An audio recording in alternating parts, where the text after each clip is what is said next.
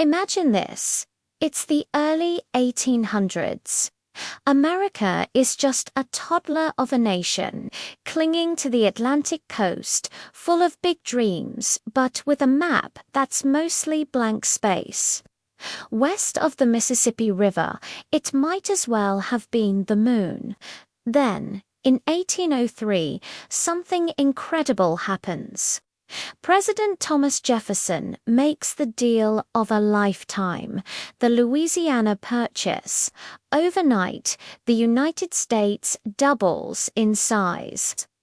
But this raises a huge question, a question that would define a generation.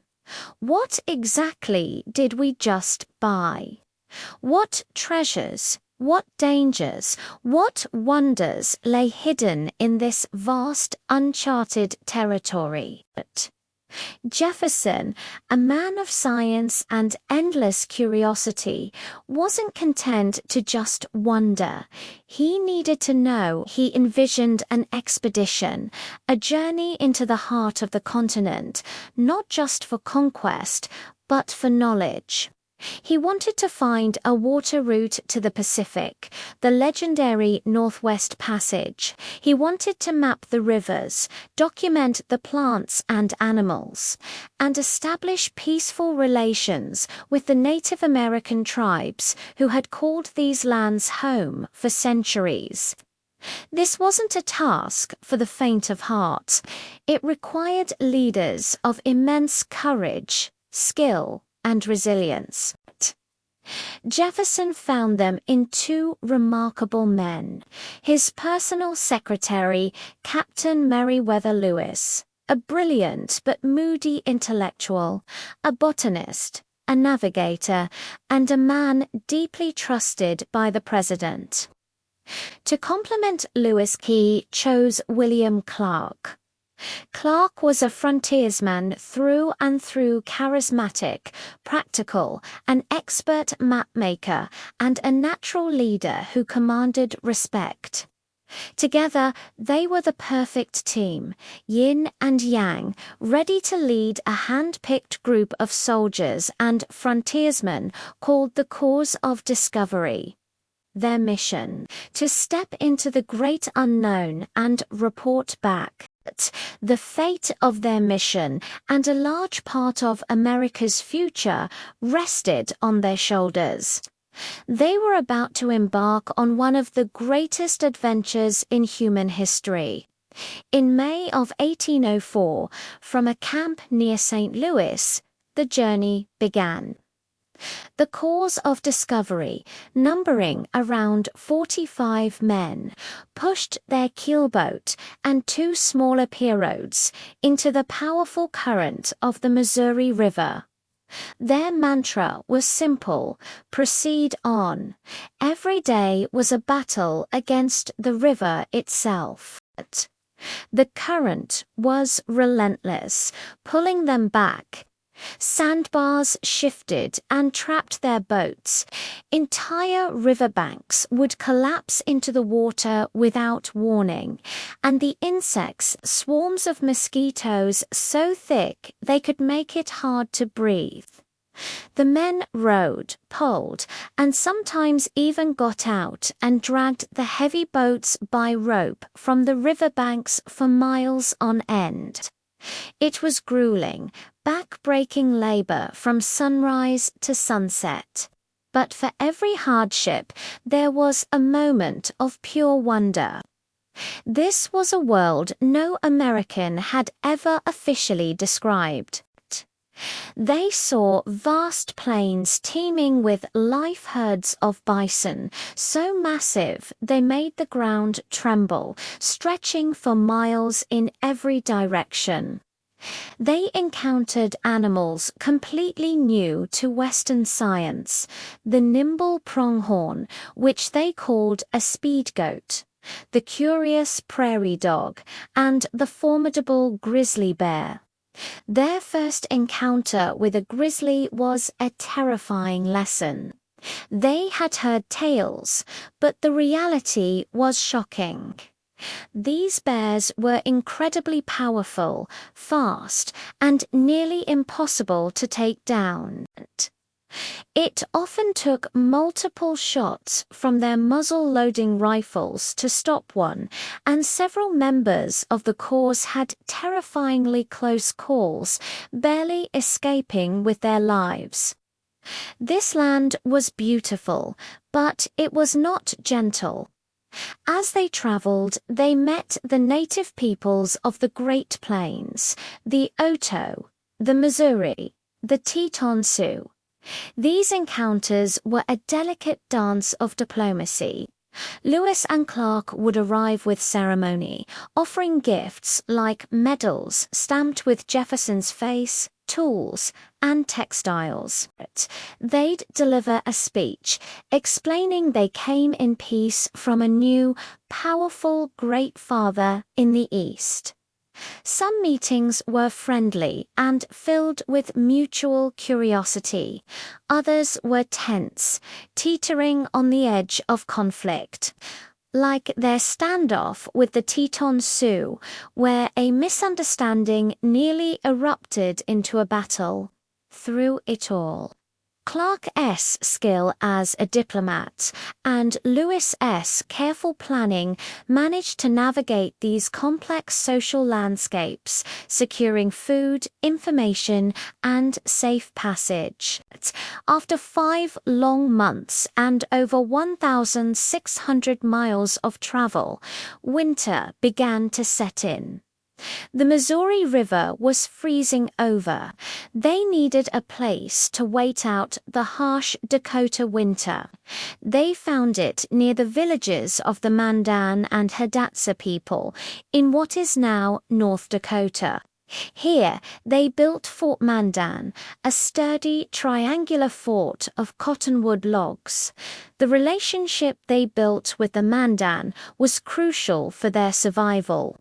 The tribe provided them with corn to supplement their diet of meat and offered vital knowledge about the geography that lay ahead. The winter at Fort Mandan was brutally cold, with temperatures dropping to 40 below zero. But it was also a time of preparation, of repairing equipment, and of a pivotal meeting that would change the course of the expedition. It was here, among the Mandan, that they hired a French-Canadian fur trader named Toussaint Charbonneau to be their interpreter. But the real prize was his young Shoshone wife, a teenager named Sacagawea. Sacagawea had been kidnapped from her people years earlier and had been living with the Hidatsa. She was pregnant and gave birth to her son, Jean-Baptiste, at the fort that winter. When spring arrived, she, along with her husband and infant son, joined the cause of discovery. Her presence would prove to be invaluable. As a Shoshone, she knew the lands and the people they were about to encounter. More importantly, her presence with a baby was a universal sign of peace. No war party travels with a woman and a child. Her quiet strength and resilience became a cornerstone of the expedition's success in the challenging road ahead.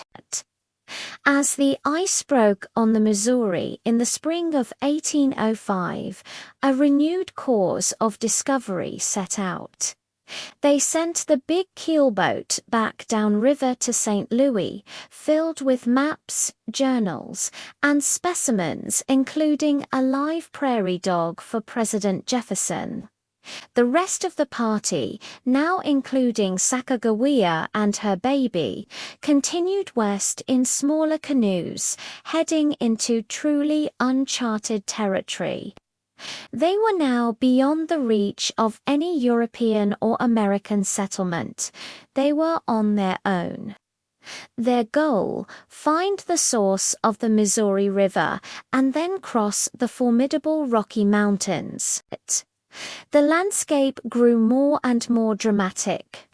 They navigated the stunning white cliffs of the Missouri, a landscape of sandstone formations that Lewis described as looking like ancient ruins. They faced a major navigational challenge at a fork in the river.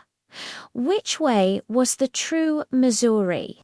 Most of the men believed the North Fork was the correct path, but Lewis and Clark, after careful scouting, trusted their instincts and chose the South Fork. It was a gamble that paid off. Weeks later, their decision was confirmed when they heard a thunderous roar in the distance. They had reached the Great Falls of the Missouri, a series of 5 massive waterfalls cascading for miles. It was a majestic sight, but a logistical nightmare. The falls were impassable by boat. The Corps had to undertake an agonizing portage, an 18-mile overland trek in the blistering summer heat, hauling their heavy canoes and all their supplies over rocky terrain covered in prickly pear cactus. It took them nearly a month and pushed the men to their physical limits. Beyond the falls, their journey grew even more desperate.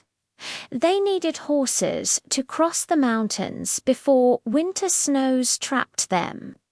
Their entire plan depended on finding Sacagawea's people, the Shoshone, who were known to have horses.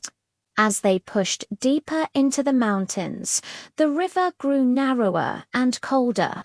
Sacagawea began to recognize landmarks from her childhood. Hopes were high. Finally, a scouting party led by Lewis made contact. In an incredible stroke of fate, the chief of the band they found was none other than Sacagawea's own brother, Camille. The reunion was emotional and powerful. Thanks to Sacagawea's connection and translation, the Corps was able to trade for the horses and guides they so desperately needed. Without her, the expedition likely would have failed right there at the foot of the Rockies. But their ordeal was far from over. The crossing of the Bitterroot Mountains was the most harrowing part of the entire journey. On the advice of their Shoshone guide, they took a shortcut that turned into a frozen nightmare. They were battered by an early autumn snowstorm. The trail was treacherous, winding along steep, icy cliffs. Food ran out, and the men were forced to eat their pack horses and then candles made from animal fat. They were starving, freezing, and on the verge of collapse. Just when it seemed they could go no further, Clark scouted ahead and found their salvation. They had crossed the mountains. Below them lay the plains and the villages of the Nez Perce tribe, who, despite their own scarcity of food, took the starving men in and nursed them back to health. With the help of the Nez Perce, the Corps built new canoes and finally began the last leg of their journey west. They were now on the Columbia River system, a powerful series of rivers flowing directly to the Pacific. For the first time, the current was with them. They paddled swiftly downstream, navigating treacherous rapids and cascades. And then, in November 1805, after a year and a half of travel, Clark wrote the immortal words in his journal, "Ocean in view. Oh, the joy. They had made it. They had reached the Pacific Ocean. They built Fort Clatsop, named after a local tribe, and spent a miserable rain-soaked winter on the coast. But they had achieved their primary goal. Come spring, they began the long journey home. To cover more ground, Lewis and Clark split up on the return trip. exploring new territories before reuniting on the Missouri River.